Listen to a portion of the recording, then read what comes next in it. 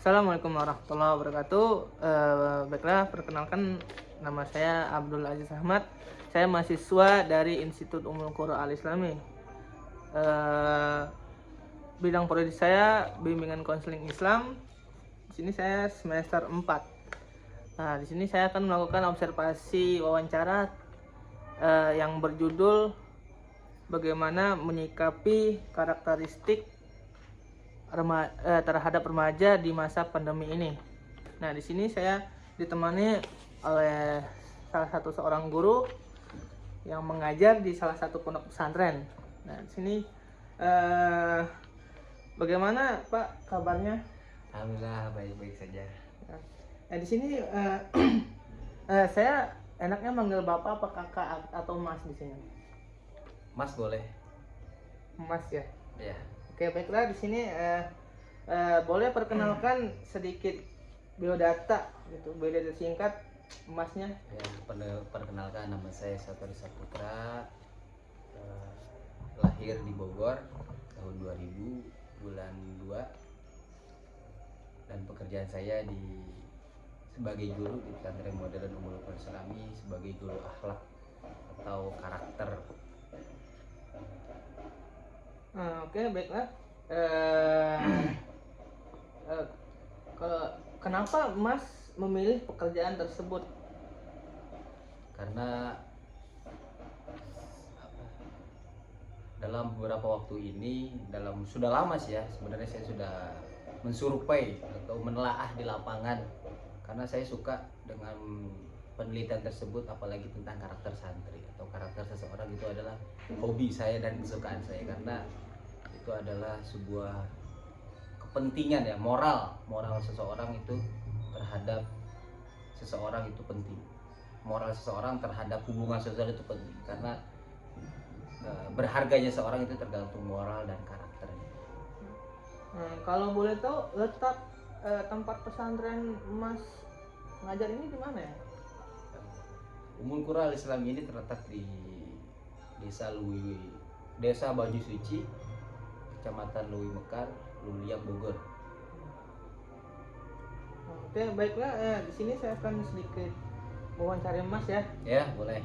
Yang pertama itu bagaimana menurut Mas nilai karakter peserta didik di masa pandemi saat ini? Nilai karakter pendidikan di masa pandemi ini, Ya. menurut saya berkurang. Karena kenapa? Karena anak-anak terkhusus di usia 13 sampai 15 tahun ke atas itu butuh bimbingan pelajaran tatap muka langsung. Karena kenapa? Karena dengan pelajaran dengan tatap muka adalah pelajaran yang paling efektif. Sekarang dengan adanya pandemi ini mungkin pendidikan Indonesia makin berkurang.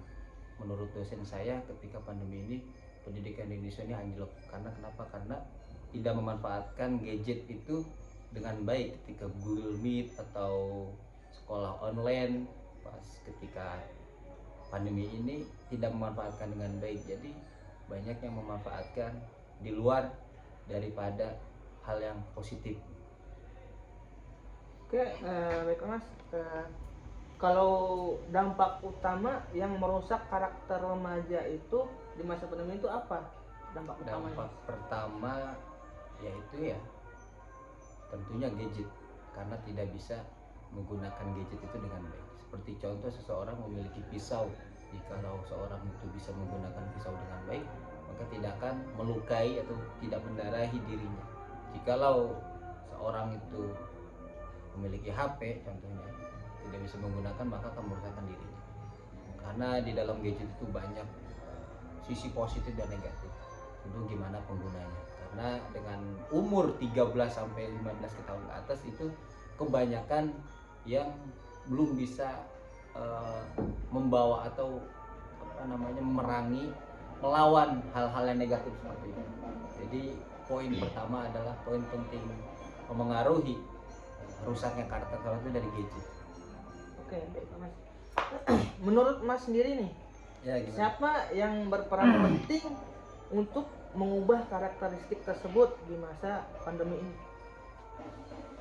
Sebenarnya ada di kitab Tarbiyatul ada di kitab tarbiyah di pelajaran pondok pesantren Ummul Qura kami yang berpacu di buku Gontor ya. Ada di situ makalah al-ummu madrasatul ula. Ibu adalah pendidikan pertama. Namanya ketika masa pandemi tentunya belajar di rumah, tidak tatap muka dengan guru. Menurut saya pendidikan yang menjadi contoh seseorang ketika masa pandemi ini adalah orang tua, terkhusus ibu. Jika memanfaatkan dengan baik pendidikan itu, maka karakter si murid ini atau seseorang ini bakal baik dan bakal terjaga pergaulan. Yang kedua adalah guru.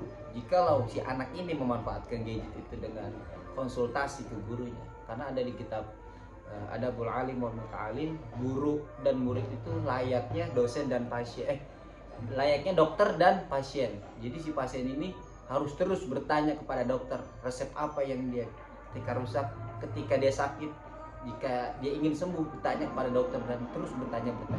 Tentunya poin kedua adalah guru. Jadi tidak pernah lepas seseorang itu dari dua seorang itu. Jika lepas maka tidak terarah lah kehidupan kita. Oke, ini mungkin pertanyaan terakhir Mas ya. Ya boleh apa? Menurut Mas nih, bagaimana cara mengatasi karakteristik remaja yang selalu melakukan gadget gitu? Ya, menurut saya alangkah baiknya seseorang itu dididik di rumah dengan manajemen waktu, manajemen konflik keluarga, terkhusus pendidikan terhadap anak di rumah itu harus benar-benar termanage, apalagi di masa pandemi ini ya.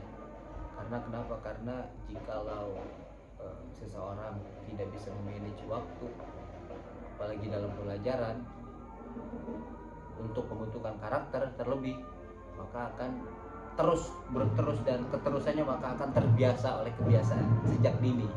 Makanya alangkah baiknya orang tua dan guru di rumah untuk mengingatkan selalu anak muridnya, dan orang tua mengingatkan anaknya untuk memberikan jadwal-jadwal tertentu seperti pagi membaca Al-Quran, siang membaca Al-Quran atau sholat taubat atau wirid dan hafalan-hafalan lainnya. Agar apa? Agar memanfaatkan waktu sebaik mungkin di masa pandemi ini. Jadi faktor dua itu tidak akan pernah lepas dalam pembentukan karakter seseorang. Oke, baiklah. Mungkin cukup sekian Mas ya pertanyaan dari kita. Terima kasih kepada Masnya yang telah meluangkan waktunya untuk kita melakukan observasi wawancara. Mungkin cukup sekian ya.